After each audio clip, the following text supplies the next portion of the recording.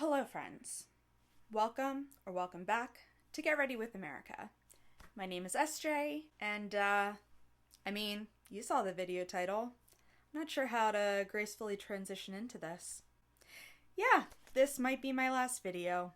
I know that might surprise some people who have expressed to me that they thought it was so cool that I've found an angle and an outlet, but the truth is that making videos drains me to the point that I can't put the energy into what is my actual angle and outlet, aka my day job. Making videos requires skills and attention that don't come easily to me. So when I'm draining my personal resources on something that's not making me money, then I don't see the point in doing it. Neither does my therapist. You may remember I did videos on each state and DC discussing the 2022 elections, a total of 52 videos across 2 months. Or you might not, because almost 2/3 of those videos have less than 10 views. That might sound like a petty gripe, but that was what I did for the majority of 2 months. And even though it was an accomplishment to get it done as someone with ADHD who rarely finishes anything, all it really gained me was the encyclopedic knowledge of voting in every state. I started making videos to demystify voting and elections and give people more confidence in the process, and I seem to be telling the same amount of people online as I do in non-work related conversation, so I'm not gaining any traction in my mission. I also didn't make any money from those videos, or gain clients, and it took my focus and energy out of pursuing things that would have made me money. Oh, are you going to shame me for wanting to pay my rent and bills in this economy? And that's what it came down to. I did the best at this channel during a period when I wasn't worried about rent or bills. Right now, that's literally all I'm worried about. So much so that I took a full-time campaign job so I could be not broke for the rest of the year. 3 months ago, I wouldn't be caught dead even considering that, because I wanted to do my own consulting so badly. And I still do, but I can only get back in that headspace with a financial cushion. My friend Victoria Scott made a similar decision earlier this year. She had started making videos to highlight her management coaching skills and build her business. She put up a blog post recently about how when her childcare situation changed, she had to take stock of where she was spending her time in order to fill the gap, while creating time to take care of herself so she could take care of her family and her clients. Creating videos and blogs was the first thing to go, and she gave it significantly less airtime than I am right now. In her words, it's a lot of work, writing content, refining it, organizing it, trying to get the most impactful information in short, digestible phrasing and videos. By taking a break from creating videos, I'd free up a lot of time. That spoke to me. I'm not a writer, and constantly worrying if I get my point across in under 10 minutes is not an exercise I'd like to keep doing. While writing this script, I got caught up in a Facebook debate on a post about raising the minimum wage.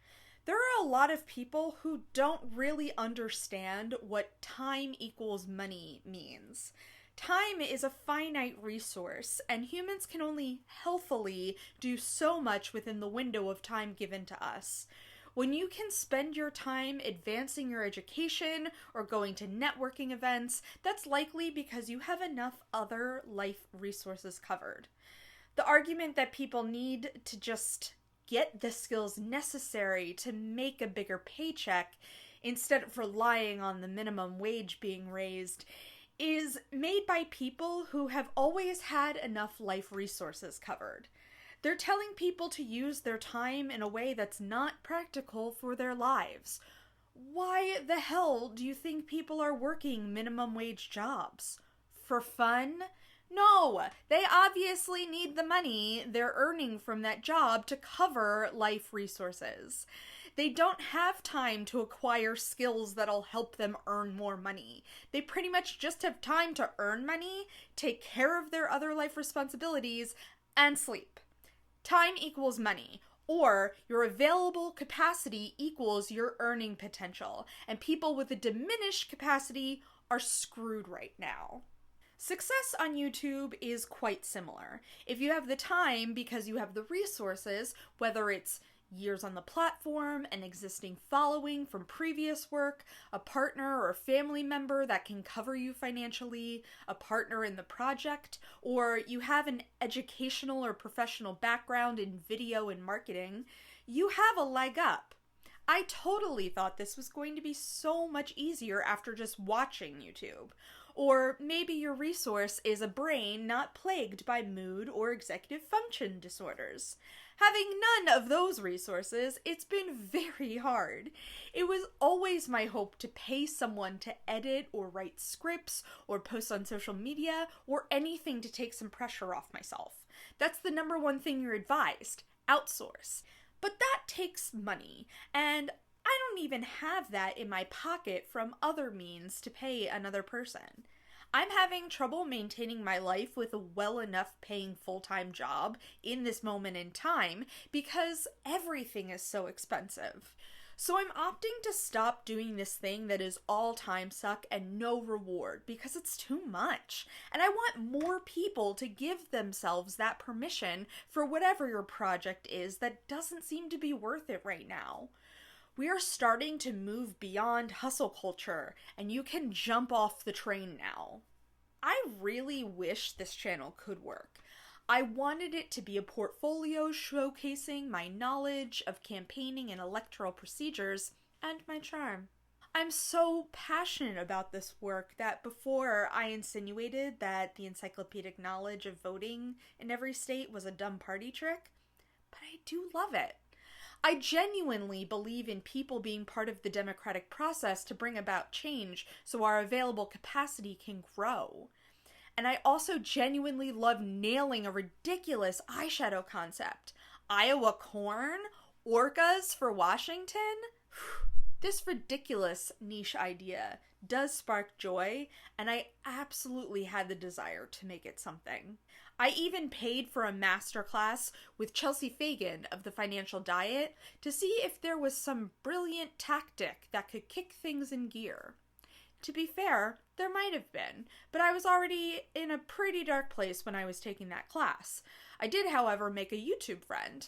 Hannah Lee makes videos on living in New York City, and she recently posted a couple videos that I found super poignant.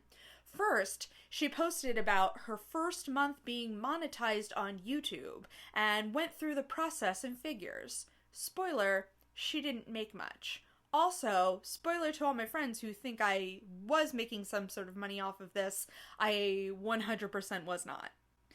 Then she posted one about how she also took a full-time job recently and pushed aside the entrepreneurial dreams for the time being in order to pay bills.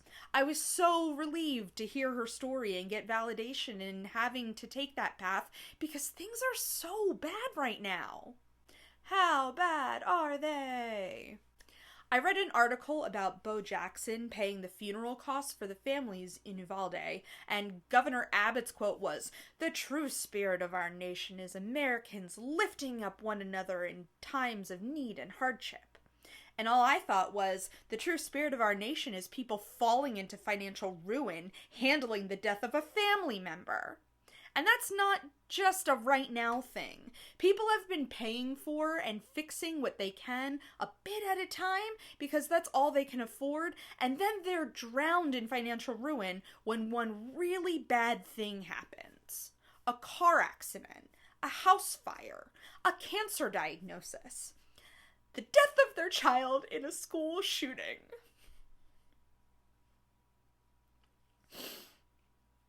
I want to talk more about topics like this, and how to get involved to fix them, or how to strategize with elections to fix them.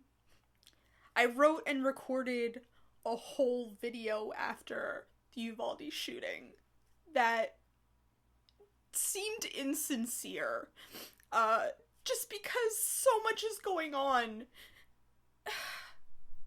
and I couldn't bring myself to make it public because it felt just like another piece of useless discourse on guns and schools and police and race and what have you.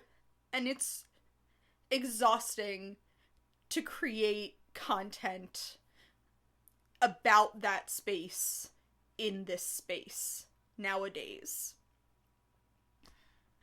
I've had several people ask me what to do in the last couple months with everything, and I want to talk more about that too. I just can't right now, and I'm finally willing to admit that I don't have the available capacity to put together the info or the fortitude to put it into the world.